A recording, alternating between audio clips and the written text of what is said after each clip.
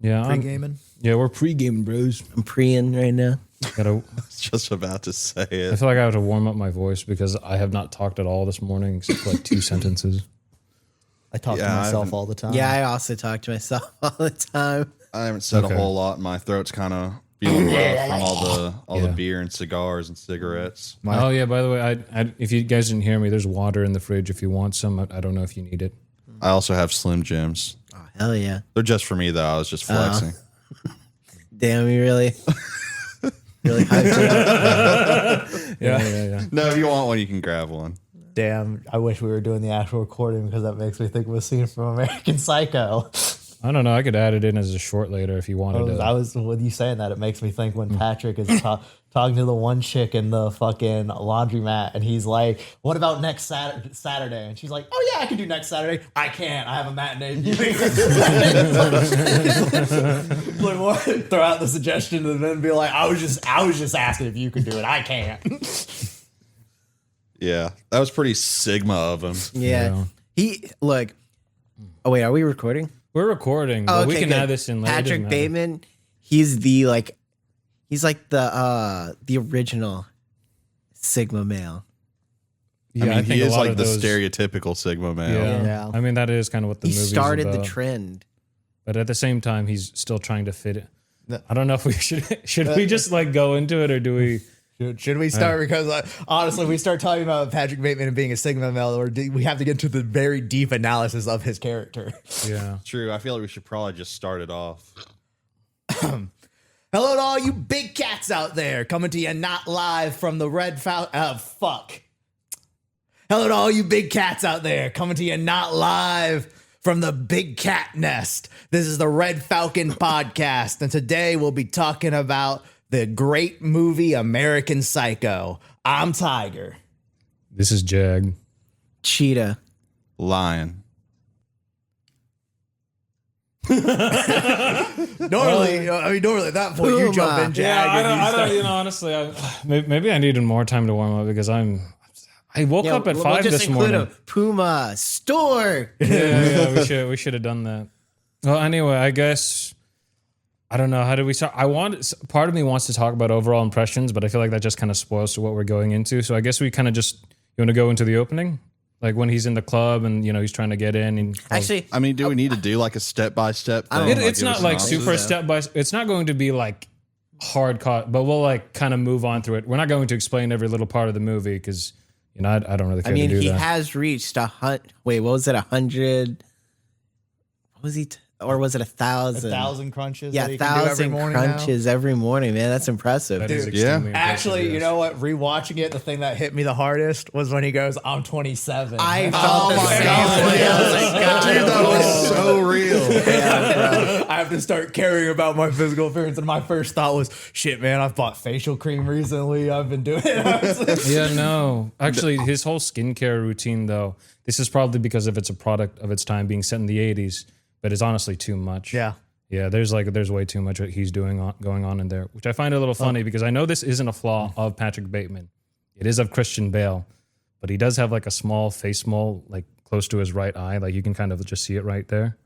I thought that was like a small, funny, maybe unintended detail. Are you getting into looks maxing? Because I did not fucking notice that. You didn't notice I didn't it? either. No, Christian Bale has always had that small little face mole. It wasn't. I've noticed that. I don't think years. I'm gay enough to realize I'm not, It's a not small studying thing. his face that much. It's one of those things. It's one of those things. I was that looking I at his noticed, damn muscles, like, man. Christian Bale. God, I know, dude. I didn't notice Tom Cruise had messed up teeth until about a year ago. I didn't know about that. Yeah, no, I know what you're talking about. That one's way more obvious, though. I didn't notice when you it. notice it. Yeah. When you notice it, you can because see he has his a teeth just middle going- front tooth, which is just like, I don't know what the fuck is going on there.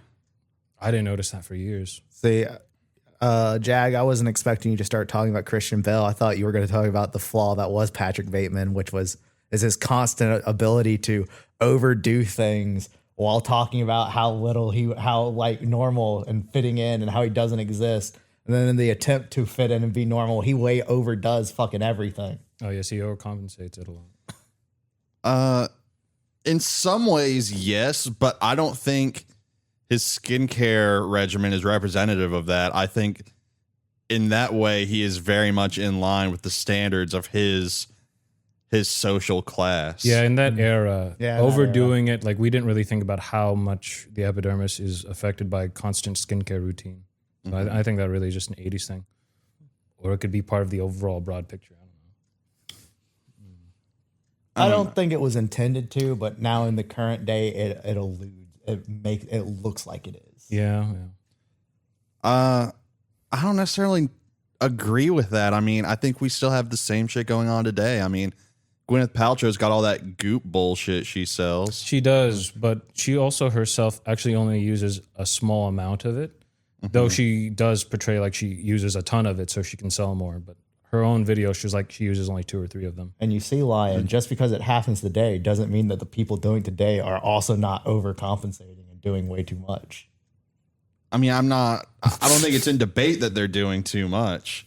I'm just saying there's definitely rich people out there that are doing the exact same thing, buying a shit ton of bullshit, skincare creams and lotions and all that, and going crazy with it because their appearance is so tied, especially with like our celebrity culture, which is kind of shifted in that way. Yeah, like there's that one dude who's trying to look 30 forever because he's like injecting his own son's blood.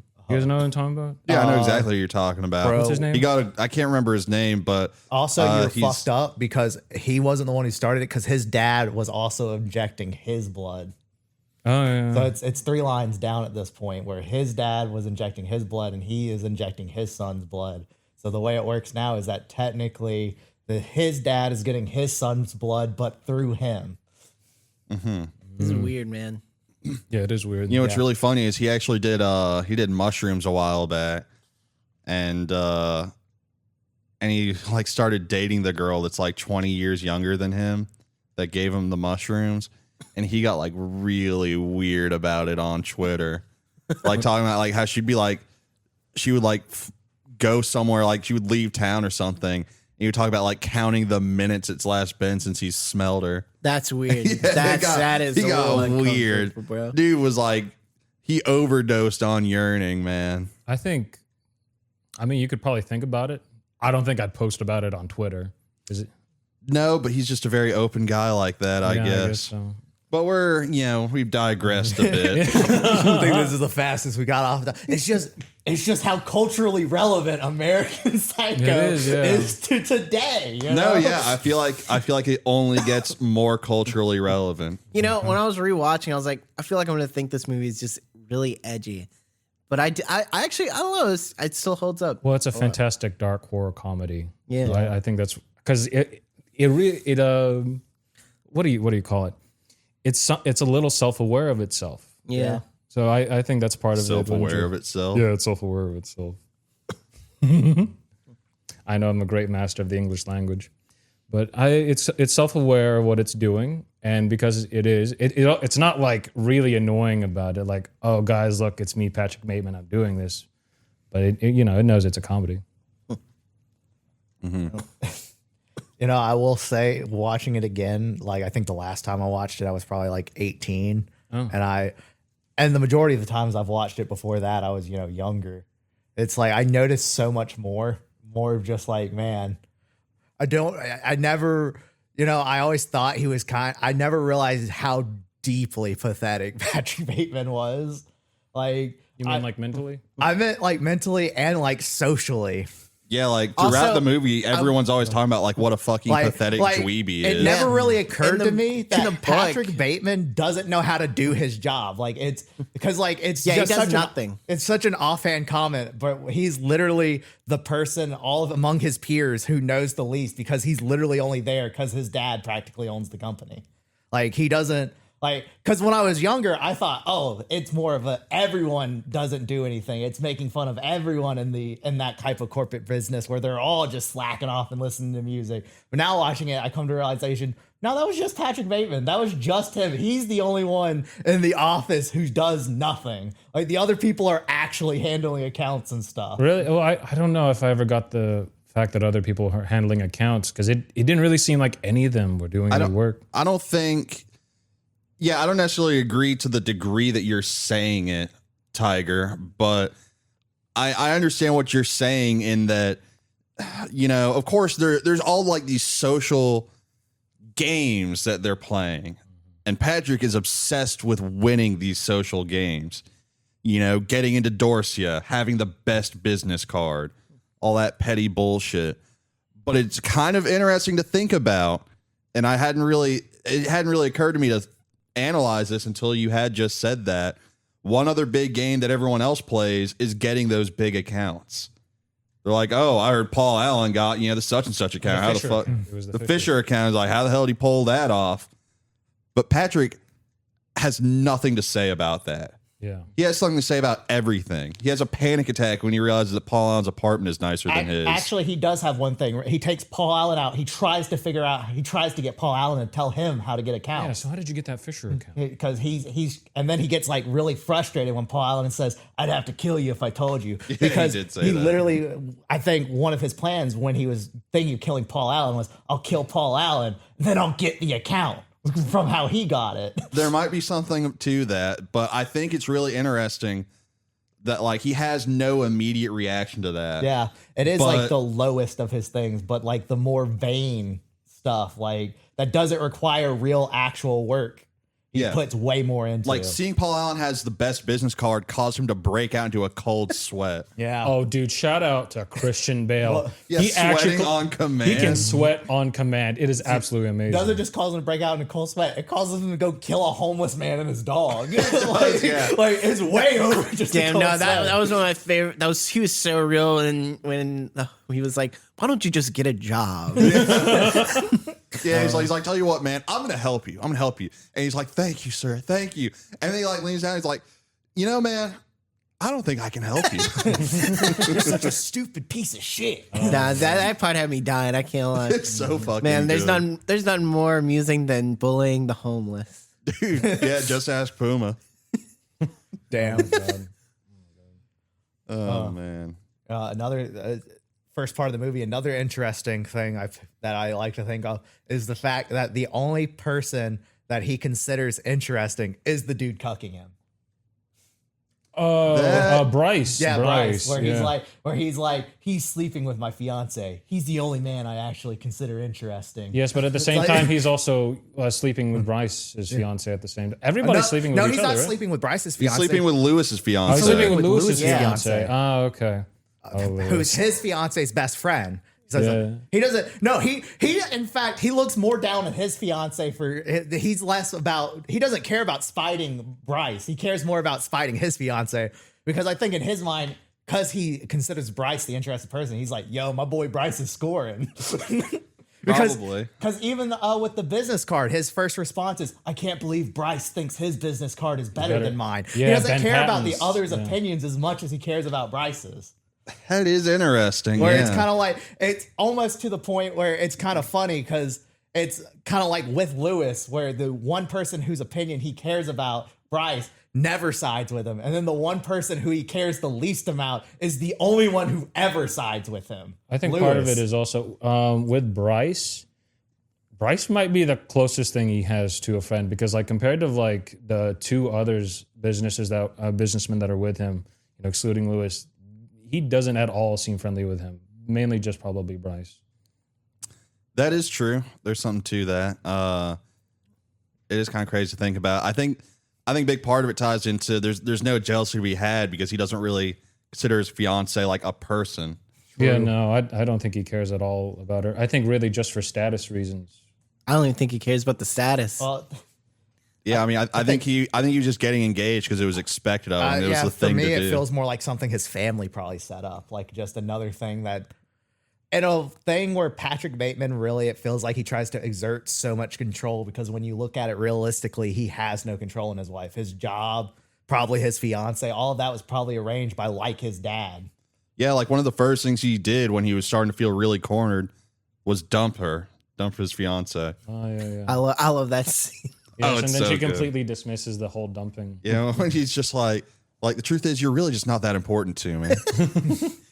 But we have the same friends. You can keep them. You can keep Yeah, and he's like drawing like the naked woman bleeding out on the tablecloth because he's just so uninterested. Yeah, one thing It's interesting to me. What do y'all think of this? What is up with his go-to excuse? I have to return some videotapes. I gotta return some I love it, videotapes. man. Yeah. I love it. But what's up with that? I think it's because in his mind, that's what normal people do. Yeah, they go to Like- Blockbuster and they go return videotape. So he's like, that's something. In his mind, I think he's like, everyone does it. So if I say it, they'll be like, they'll get it.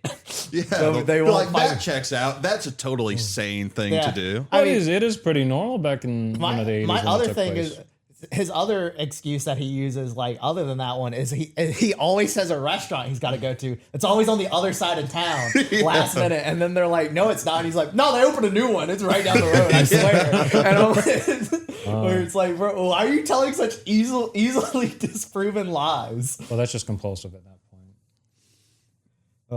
There is definitely something compulsive about it. Like when what's the detective's name? Willem Dafoe. Kilmer, I think. Kimball. Kimball, yeah. When Kimball shows up for the first time and he like can't get out of it by like pretending to be at lunch because it's like 10:30, Patrick. And he's like, send him in.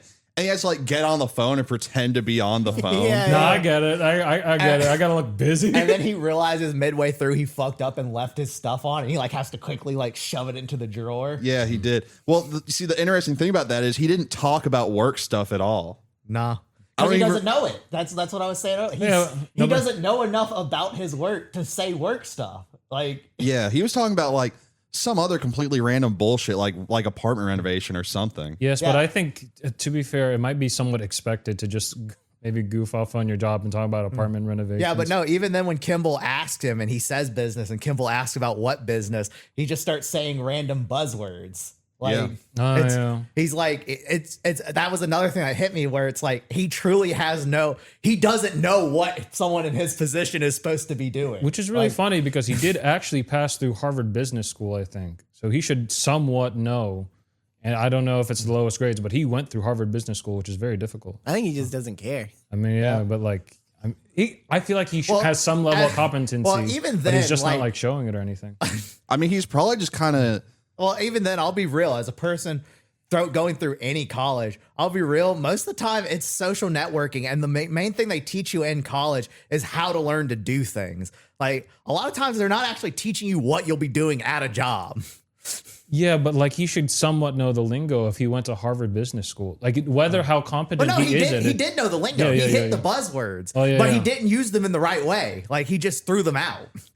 Okay, you know that's a good point. Whereas, because if you think about it, he probably, when he got to that company, the way you normally learn when you get out of like Harvard Business School or something, you go and when you get to the business, the people around you show you what to do. But if he was immediately put into a high position because his dad owns the company, he's never had anyone to actually show him the ropes and show him how to apply any of the actual knowledge he learned. And he's probably been in the position so long that it's forgotten. Because let's be real, if you don't use the knowledge for like a year minimum, most of it's gone. You just remember the buzzwords. Yeah.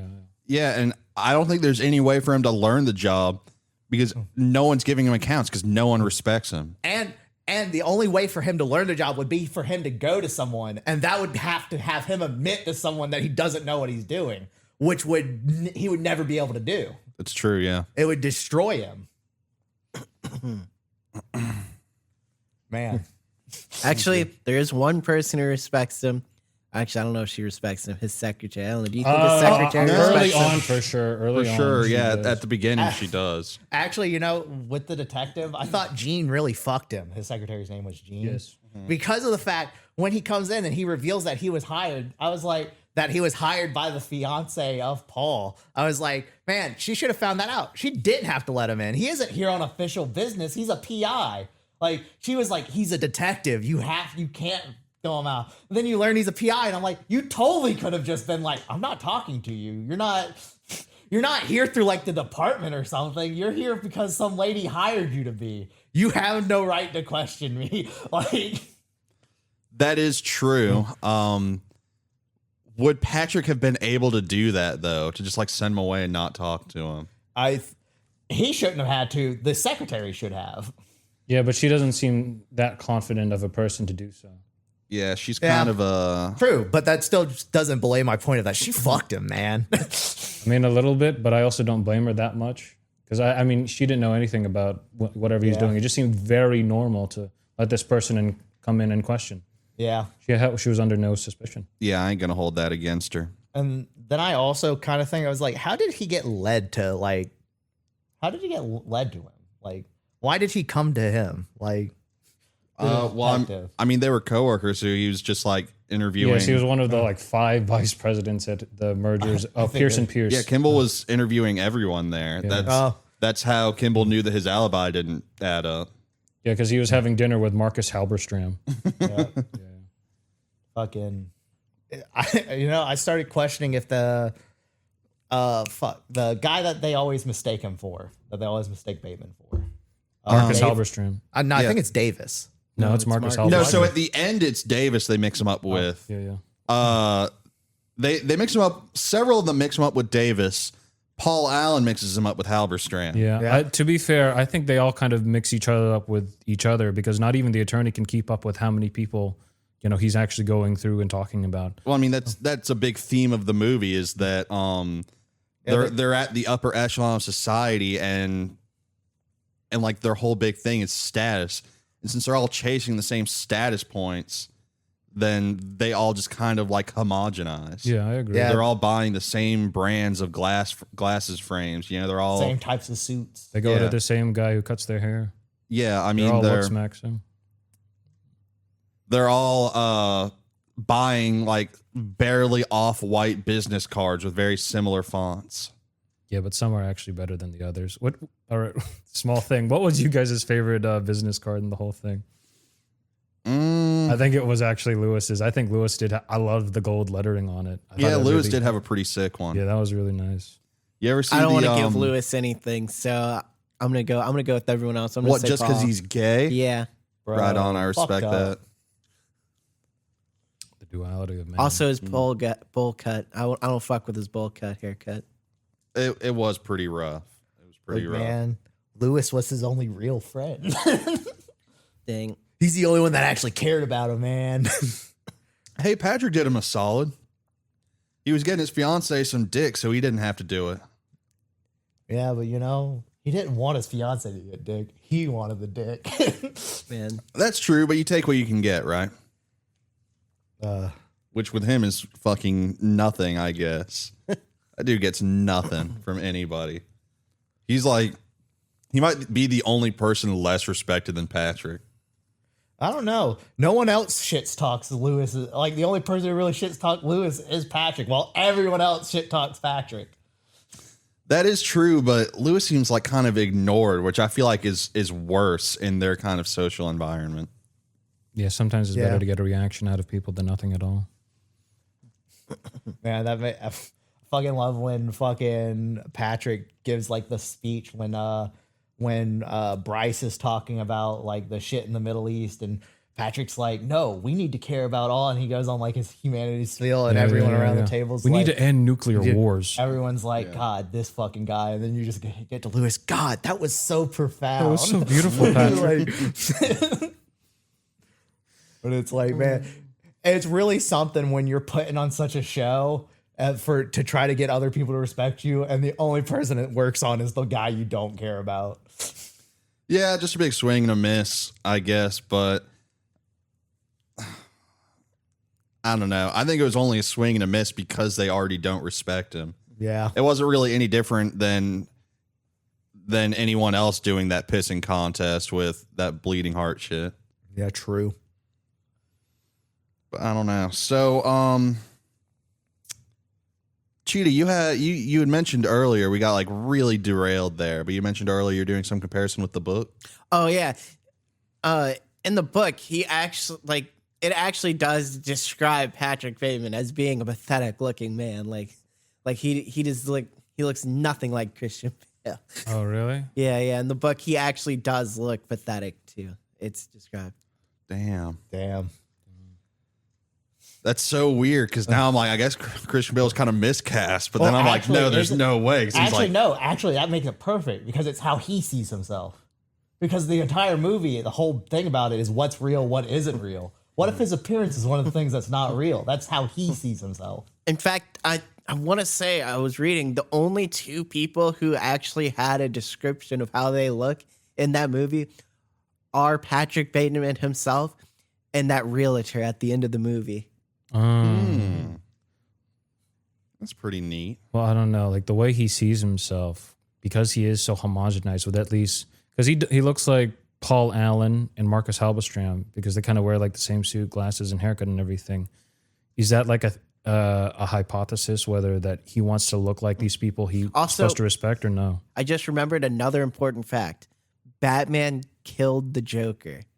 Yeah. Okay. Whatever. Okay. All right. Okay. Yeah. All right. Batman couldn't rape the or he couldn't kill the Joker. No, he couldn't kill the Joker because Gordon has to rape him. I just want to say, not to get too sidetracked, but it is so funny to me that there's all those years of memes of Gordon saying that Batman needs to rape the Joker and that would stop his tyranny. And then they made the fucking Joker sequel where he gets raped and he's like, I don't want to be the Joker anymore. I'll be honest, I have never heard of the Gordon. What news did Gordon say? Batman, you have to go and rape the Joker. It's just like an old meme. I don't know where it started, but it was just Gordon being like, Batman, you have to stop him. If you won't kill him, you at least have to rape him. And it just became like a big meme. But anyway, so I want to talk about Dorsia. Yeah, I guess. I don't know. I don't know, man. Dorsia is more of a plot I don't know how device than anyone anything, can get a right? reservation there. I mean, it's a pretty big deal. It's a big huge deal, but it's by big deal. It's the one like place unobtainable from Patrick. Yeah, but it appears so little within the film. It's though. it's one of the true representations of the fact that he has no real power or authority. Also, I was reading in the book, he actually does go to Dorsia with his Really? brother. Huh, that's neat. His good for brother him. got a reservation there. Oh, that's so funny. yeah. No, I read this interesting theory that he easily could have gotten a table if they knew who he was because he could like reference his dad. Yeah. But he doesn't want to, which makes sense to me. He doesn't want to like use his dad's status to get the table because then it's like borrowed status. He wants the status. Right. It's not about who he knows. It needs to be about who he is. Paul Allen could have gotten a reservation. He did. Yeah. Paul Allen did get Yeah, he reservations did. at Dorsia. No, he's just referencing when they went to the other place and when they went to dinner before he kills him. And he's like, we should have gone to Dorsia. I could have gotten us a table. I mean, no, he did get a table because when they were doing the business cards, they were like, "Yo, what are we doing?" He's like, "Oh, I got a reservation for 8:30 at Dorsia." Yeah. Yeah, I know. I'm just saying he was referencing that scene when they were eating at Texarkana. Yeah. Because they went to like, so Bateman like specifically took him out to like some shitty podunk restaurant so that they wouldn't run anyone they know. Yeah, but then Ivana Trump came in. So at the same time, so when Ivana Trump came in, I was like, oh, is that Ivana Trump? I feel like at the same time when he was doing that, he was like, okay, though this may be a shitty podunk restaurant, there's someone like Ivana Trump still came in. So look, I got a place here, even though it looks empty, because Paul Allen was going like, look how empty and how decrepit this place looks. I kind of thought he was also being shitty on purpose just to make who he was mistaken for look shitty. Marcus Halberstram? Yeah. I don't think he was doing that because I think the entire point, maybe. I think that because when he's like, "Why were you late?" He's like, "Oh, I'm a child of divorce." I'm a child of divorce. Like, I'm a child of divorce. Give me a break. Yeah. Where he was like, and then he goes out of his way when he recommends a dish. He like takes one of the worst sounding dishes possible, where he's just kind of trying to come off as where he's like the mud cake and fucking shit platter. I like mud cake. Yeah, well, we're not high class, are we? No. I also I'm a thought that fucking restaurant kid. looked kind of cool. I would go there. Yeah. Me too, honestly. Same, honestly. Kind of seems like some shit from I mean it basically is like that one episode of Frasier, right? Where Frasier's dad takes him and Niles to like that steakhouse and they can't even like bring themselves to finish a baked potato. Ooh, actually, you know what? Patrick should have taken him to Texas Roadhouse. They would have a real banging time. Texas Roadhouse wasn't a thing back then. So. I mean Don't ruin Texarkana it. basically is Texas Roadhouse. Don't ruin this for me. Okay. I realize how He important this is needs to you. this. Yeah. Anyway, so we're approaching the 30-minute mark, so it seems like a good point to talk about the Paul Allen murder. Yeah. Damn, I didn't realize we've been talking for so long. Yeah, me either. Yeah. Also, in that scene, he just reminds me so much of Jim Carrey, the way he acts, and that's Like the way, especially the way he moves. Yeah. I can see that. Yeah. Yeah, like the shimmying. yeah, he's shimmy, definitely giving off the some Jim moonwalk. Carrey vibes. Yeah. Yeah, no, pretty great. It's interesting. So I've never read the book. Neither have I. Neither have I. Oh, okay. You just know that little fact. Oh, Yeah, I yeah. was I just didn't reading. expect him to read it. I just thought he I was looked just up reading interviews, stuff yeah. about it on. I was really interested in it. Well, I remember my dad, when I had said at one point when I was younger I was interested in reading it, my dad was like, don't do it. He said, I tried to do it, and there will be like 3 chapters dedicated to just explaining like the brand of his toaster and how elite it is.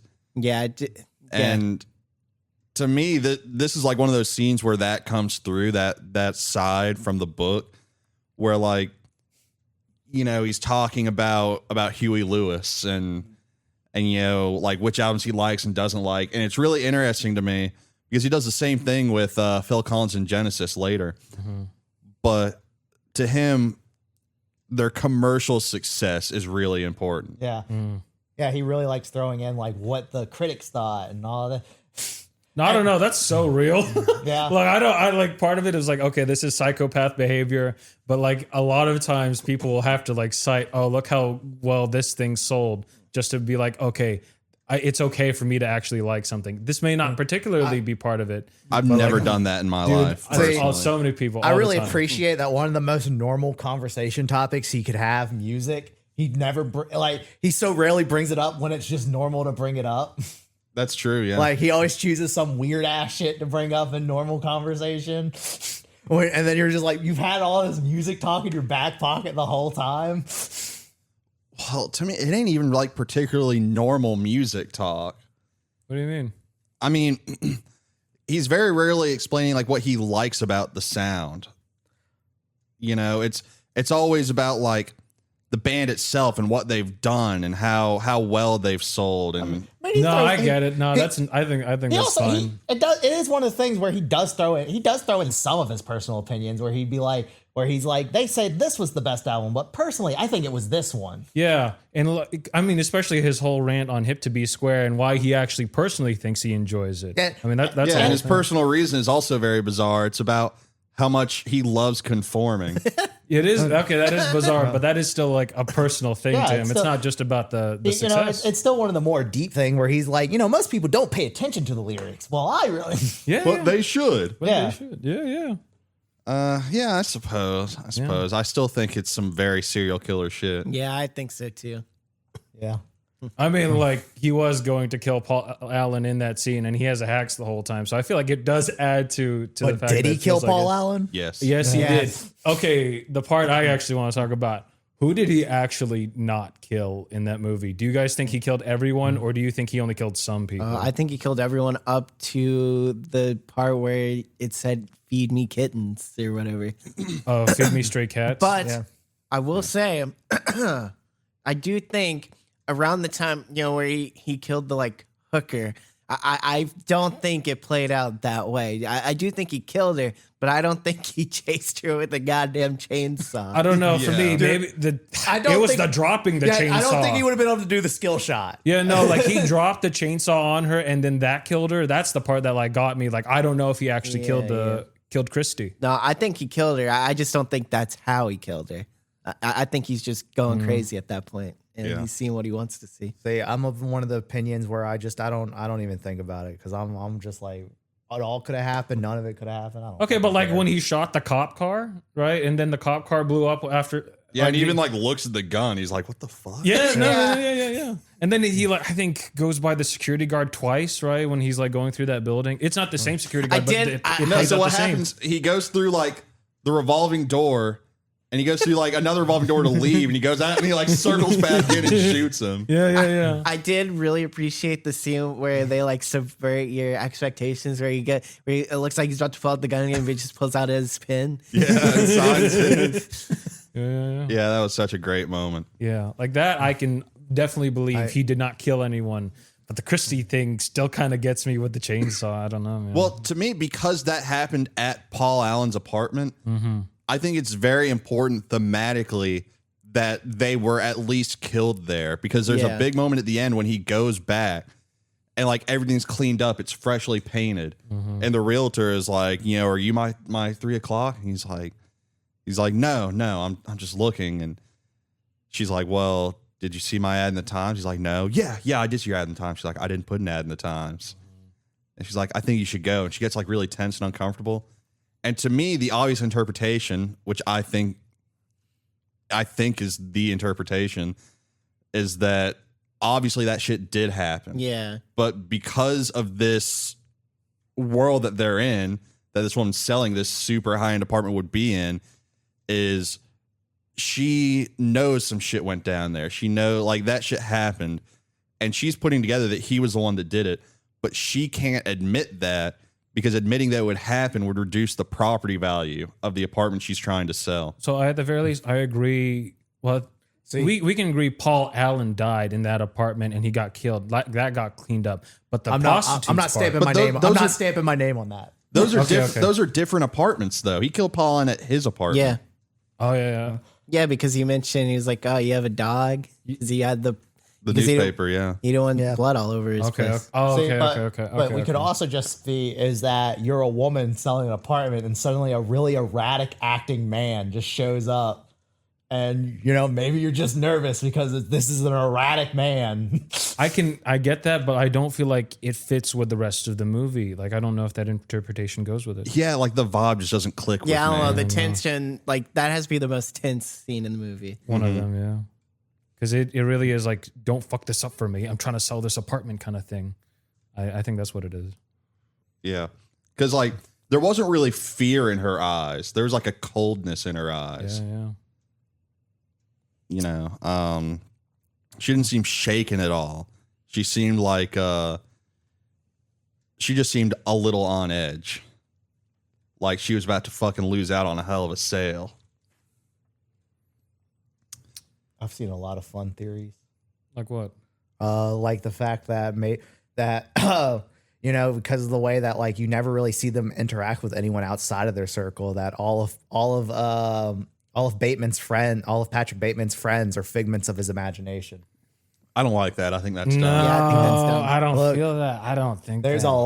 a lot of fucking look. You read through the shit and you add it to the books and all of this stuff, and it starts making sense. No, I don't think so. I don't think they. To be honest, I don't like the figments of I just dreamed up everything kind of thing, because I feel like it kind of lowers the value of them. Yeah, I hate that shit. If it was superintended, maybe, but that doesn't feel like what the movie was going for. I agree. Yeah.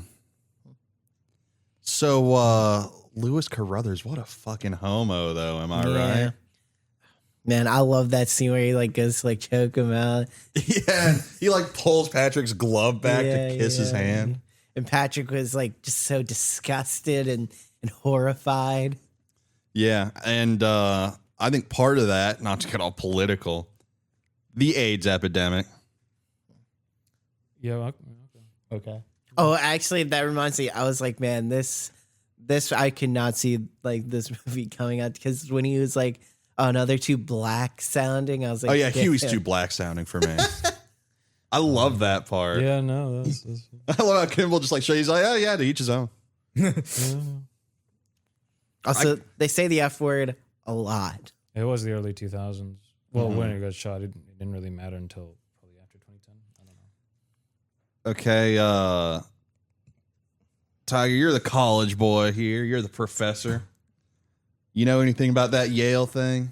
That's mainly I thought that was more just because he started with I'm from Harvard, and Harvard and Yale hate each other. They do hate each So other. I thought it was more so like him just being like, and then the way he said all that terrible stuff is basically just him going, yeah, if you're from there, that's what you do. Because he didn't get to Harvard. He went there instead. He went to Yale. Fucking disgraces, pieces of shit. Well, yeah, but I was more asking like, do you think it's all made up, or is there a Yale thing? Yeah, There's Yale gay doesn't shit happening exist. at every college. I mean, I agree. Yale doesn't exist. It's made up. well, I mean, to be fair, It's crazy the specific things he said. It really seems more like fucking like something you would say about Penn State or something. Are we? Whoa, by the Penn State, are you talking about like was it Joe Barra? The whole scandal there with like the kids. Yeah, a lot of shit happens at Penn State. Yeah, Penn State's kind of fucked up. I can't believe it's still a college, honestly. It's crazy. Not even that it's still college, that it still has a program. Yeah, it's pretty insane. But that's more how I viewed that, more just common college rivalry, where he's also kind of trying to further thing like, I don't interact with him much. He was from Yale. I just told you I'm from Harvard. That might be part of it. Yeah, just him being like, yeah, obviously he's from Yale. I don't fucking talk to that guy. Like I don't interact with him. I'm in the Harvard circles. He's in the Yale circles. It did kind of strike me as odd that he at no point really explicitly said that. He never really said, well, I don't really interact with him. Yeah, no. And then he even further goes, he knows like really specific details where he's like, he told him the college he went to before Yale. Mm-hmm. Where it's like almost, he's like, yeah, no. He was like, yeah, but do you know where he went? And he's like, no. Yeah, of course I do. But yeah, that entire thing was him being asked specific questions and him being like, no, I wouldn't know that, but I do. Yeah, I think part of it is there's like a conflict there in his head where he wants to distance himself as much as possible to avoid suspicion. But Paul Allen being like such a big player in the company, he can't deny like the prestige of being like in with him. I think part of it is also just like he wants to be seen as knowledgeable about other people in the company. See, I also kind of view it as he kind of comes out as a guy like he doesn't like people thinking, oh, he didn't know an answer. Yeah. He's like, I'm in control. I know stuff. I'm fucking Patrick Bateman. Yeah, he definitely wants to seem in the know and in control about everything. Yeah. Another fun racist thing. I love when he is in the fucking dry cleaner. bitchy.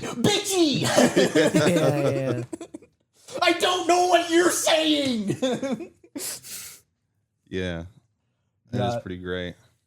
And like when the lady comes in, she's like, "Oh, I love this place. I come here all the time." And he's like, "Well, then can you fucking talk to him then?" And she suddenly applies where she's like, "I know it's so far out of the way." Yeah, where but it's so good. And then you're like, Patrick Bateman has that look where he's like, "Oh, thank God she said it's so good," a little bit, because he's like, "Oh, she's gonna wonder why I'm coming so far away to get these cranberry stains out of my sheets." Yeah, pretty good. It's all the little stuff that adds up. Yeah. Got it. And she just wanted to interact with him. He was just, I don't have free time.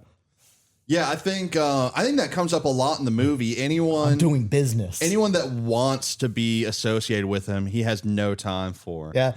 Because they're in a status below his. But and he already got what he wanted from them wanting to be associated with him. That is true. He already got their acknowledgement, and that's truly all he's seeking from those around him, acknowledgement. And if he's already gotten it, no need to put in the work. Yeah, that's true. Close to the end of the movie, I guess it is at the very end of the movie where he's like talking to the lawyer. And then the lawyer says, "No, that's not possible. You couldn't have killed Paul Allen. I had lunch with Paul Allen 10 days ago in London." Uh-huh. I don't think he had lunch with Paul Allen 10 days ago in London. Yeah, I don't think so either. He just made that up to make Paul to make Patrick shut up. No. I think it's because the reason I think it's because he already mistook Patrick Bateman for someone else. And because all these people look the same and are homogenized, he can't really keep up with all of them. And so whenever he said, "I had lunch with Paul Allen 10 days ago," he's just mistaking him for someone completely else. Yeah, it ties into an earlier scene when Kimball's interviewing Bateman, and Bateman's like, "Was Paul Allen seen in London?" And Kimball was like, "Yes, actually." But later it was confirmed it wasn't him. They'd mistaken him for somebody else. Oh. So it's the same kind of thing. They're all just so similar to each other that it's almost impossible to tell who's who. Mm-hmm. Man, I love when he breaks into fucking Paul Allen's apartment and he's like, "My heart sunk. I realized he overlooked the park and his apartment was very obviously more expensive than mine." Oh no. Yeah, no, there's two great scenes that correlate to that. They're both the prostitute scenes. So in the first one, when he's got both the prostitutes over and the curbside one is like, Paul, this is a wonderful apartment. How much did you pay for it? And he's like, well, actually, Christy, that's none of your business. But I can assure you it wasn't cheap. Yeah. And then later, like when he picks her up again, they go to Paul Allen's apartment. She's like, this apartment is nicer than your other one. And he's just immediately like fucking fuming. Yeah. Yeah. Also, when he's having that threesome with Christy and the other call girl, like for the first half, whenever they're like actually doing the sex scene, I think he enjoys the idea of having a threesome more than when he was actually doing the threesome, because he's just like looking at the mirror, like flexing. I think he like, just loves himself hell too yeah, much. this is what I'm doing right now, rather than actually being lost in the actual act of sex. like one of the nice thing, like one of the nice little background things I picked up on is that when he's going to work out, at first you see he's like looking at porn to put on the TV. And then when he's actually working out, you hear the screaming, and your first thought is it's the porn. Then it goes to it, and it's the Texas Chainsaw Massacre instead. Yeah, Well, it so he was looking for something to excite him, and at first his thought was I'll watch porn, and then it's like, nah, I gotta watch a horror movie. Yeah, no. At any point where there's TV on in his apartment, it's always either porn or a slasher flick, which I think is supposed to be indicative of what a psychopath he is. Those are his two primary like emotions, is two urges, is sex and violence. Yeah, those are what gets him going.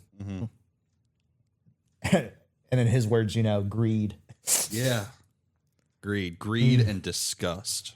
And then it's immediately like, well, you feel more than that, bro. You just showed it. You also feel envy and Yeah, he feels a lot of envy. yeah. I would say that's his biggest emotion. Nah, that and like again, you can clearly see it come through where he kind of has his inferiority complex, where he feels his sense of inferiority. Yeah, it's kind of funny how, because he's so often, he like never corrects anyone when they mistake him for someone else. No, he immediately just falls into it. Yeah, and it's so funny because every single time they think he's someone else, they just talk about what a fucking dweeb dork loser he is. Yeah, like his lawyer at the very end. Yeah. Maybe Maybe if if you you would tried have to- said you were Bryce or something, Yeah. I would have believed Bateman? you. Yeah, Bateman. Bateman's such a dork. Yeah, he'd never do something like that. Yeah.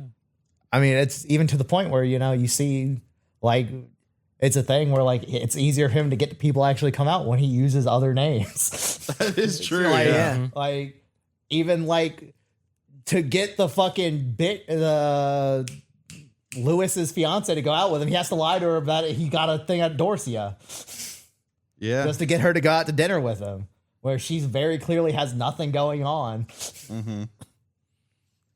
And then he can't. I love that scene where where he calls and asks for the reservation, and the only response he gets is laughter. Or the maitre d' just starts laughing at him, and you just see him slowly put the phone down and look, Dude, look dead ahead. That one's amazing. And then when he's calling for Gene, he's like, "Can I get a reservation tonight at 8:30?" He's like, "Sorry, sir, we're fully booked." He's just like, "Great, awesome, thanks. Table for two. Bye." And he hangs up. And she's just like, "You didn't give them a name." He's just like, they know me. Yeah.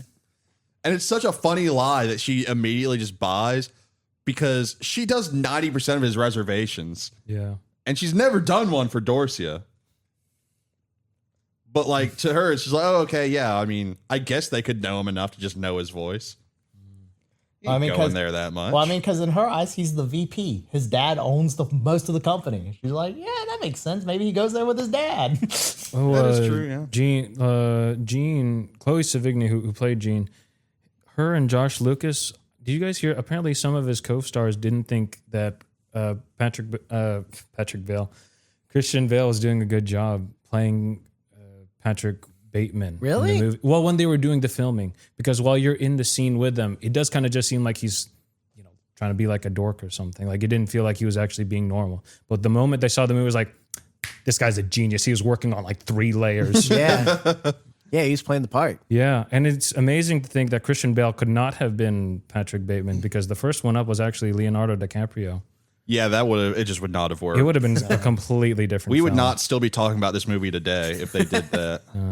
I mean, also, there would have been a different director at the same time, but apparently it cost too much, and at that point, they were like going from 40 million, so it was like, no, we'll just do it for 7 or 10. Yeah, I mean, it all worked out perfectly. I mean, the director, even remember her name. Mary Herron. Mary Herron. Yeah, she just did a fucking fantastic job. I mean, the cinematography, everything. Yeah. It's so perfect. And of course, we're finally beating the woman hater allegations. Yeah, hey, I defended Connie our first episode. All right. But you did heavily add to the homophobic.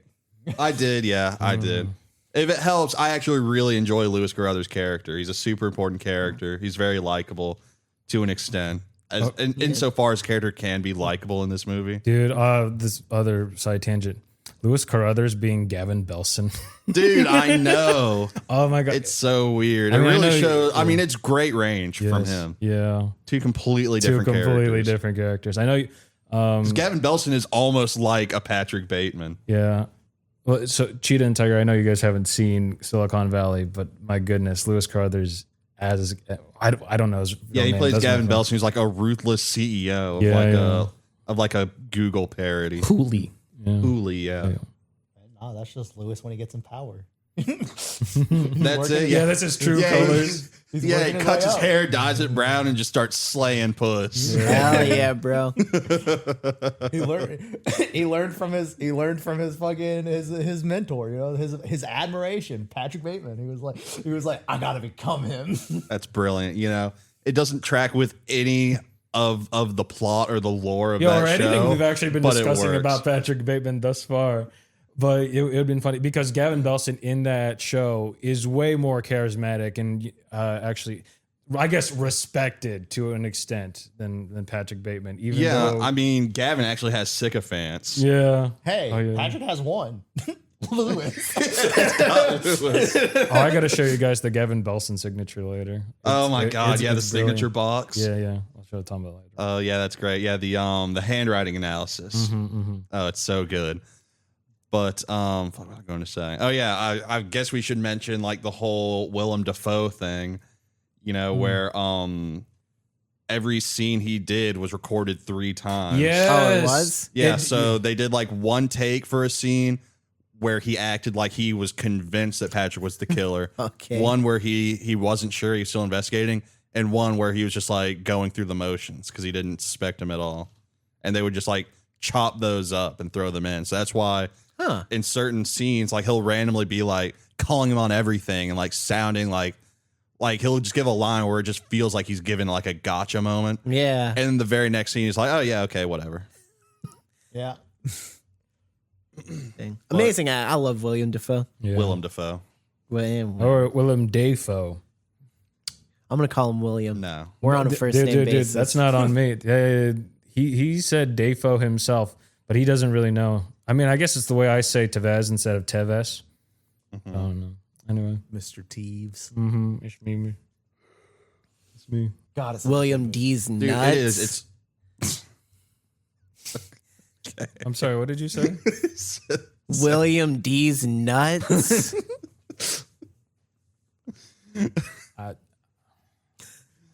whatever. Got you him. know, it's, Yeah, that's the cold open right there. that's it. got him. Oh man. But fuck. I mean, what else is there to say? I mean, it's such a fantastic movie. It's hard to glaze it too much. It's a great movie. I like it a lot. I mean, and you can get different interpretations. Yeah. You can get different interpretations until you watch the sequel, the critically acclaimed sequel. There's a American sequel. Psycho starring 2. Mila Kunis. Yeah. Why is Okay, there a no. sequel? Why do they need to make this? They had the rights to American Psycho, and they made like some slasher flick that they knew wasn't going to do well. Oh, okay. And so they just like threw American Psycho on it to try and like boost the numbers a bit. Because like from Did our it work? conversation, it's clear that I'm more on the side where I'm more psychedelic.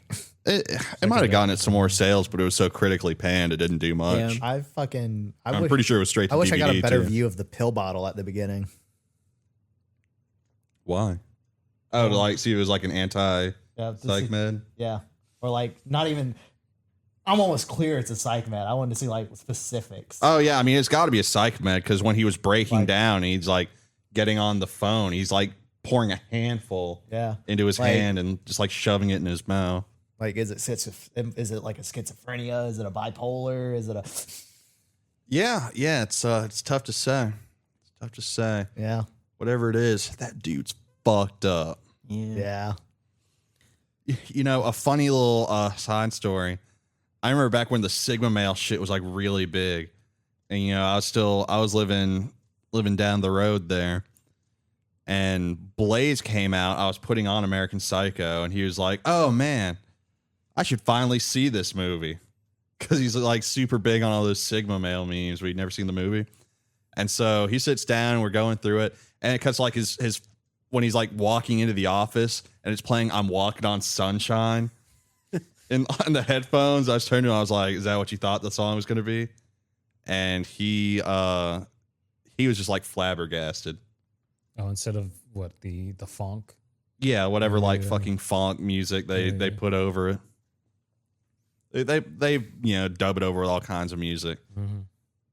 But I feel like most people that have not seen the movie would never guess in a million years that it's "I'm Walking on Sunshine." Yeah. And it's kind of funny.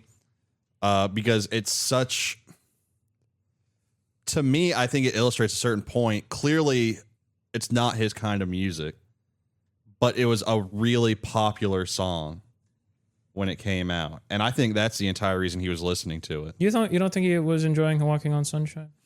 I don't think he was. No, What song?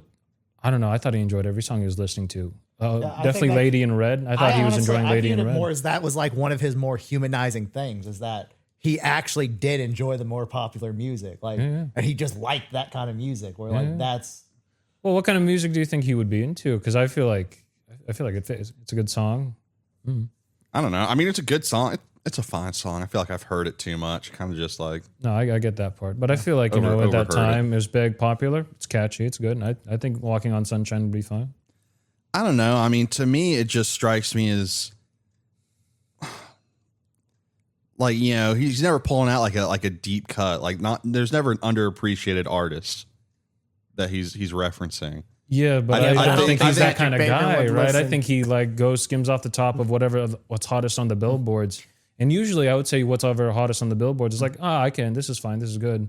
I don't think he's like super deep listening into Yeah, it. Patrick Bateman doesn't seem like the deep cut kind of guy. But he knows fucking everything about the bands he does listen to. yeah, because he likes them. He likes them and they're super popular and they're very easy to find interviews about. I just don't agree. I think their popularity is an inherent part of his enjoyment, the commercial success. Yes, but that's not the only part. Yeah, that's not the only, because I would agree more with you if like he made it known that he liked that kind of music to, you know, everyone, but he doesn't really. Like, it's more something he keeps to himself. Yes, it is Like- something he kind of keeps to himself. Like the people he reveal it to, he kills. Yeah. Like that's like an inner part of him where he's like, I like this music, to the point where it's almost kind of like where he's like, yeah, I know it's popular music. It's the music to like. So I don't want the people in the upper echelon. Because if you think about it, the commercial success music isn't really the music that people in his social class should be listening to. It should be like orchestras, you know, like the symphonies. But no, he likes the common class, like for the poor people, popular music. And so he can't go around telling that to like the social circle he wants to be in. It's his dirty little secret. That he's like, I enjoy walking on sunshine. He also complained to his fiance that, she's ruining my enjoyment of this new Palmer album that he's actually trying to listen to rather than where he was pay like, I'm attention to her. trying to listen to my music, and she's talking to me through it. Where it's like, it's one of his actual joys in life. That is true. I guess I always just more interpreted that scene of his disgust for his fiance. But I see what you're saying. Yeah. Yeah. Because it's like, it's not like one of the many things where you're like, you can clearly tell he just likes it because he's trying to like fit in and tell everyone, hey, I like this. Yeah. Mm-hmm. That is true. That is true. I think there anything else? What time we at?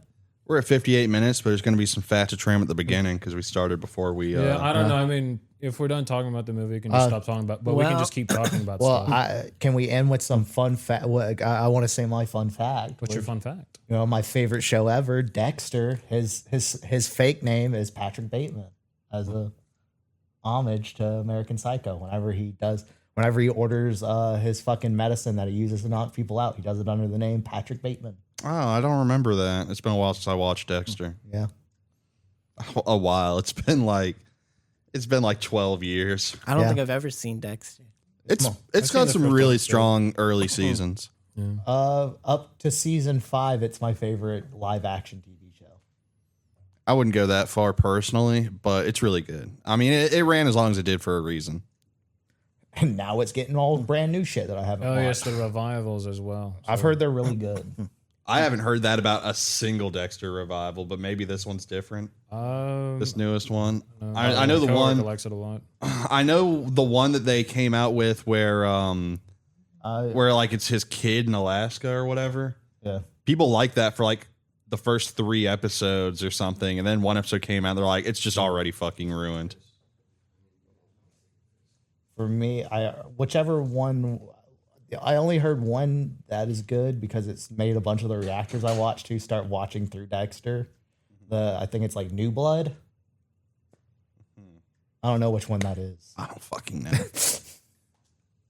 I don't know. I should probably watch them now that I'm unemployed. Yeah, it's a great I time. got free time. I don't know. Right now, I'm playing a lot of Smite. That's what I'm doing with my free time.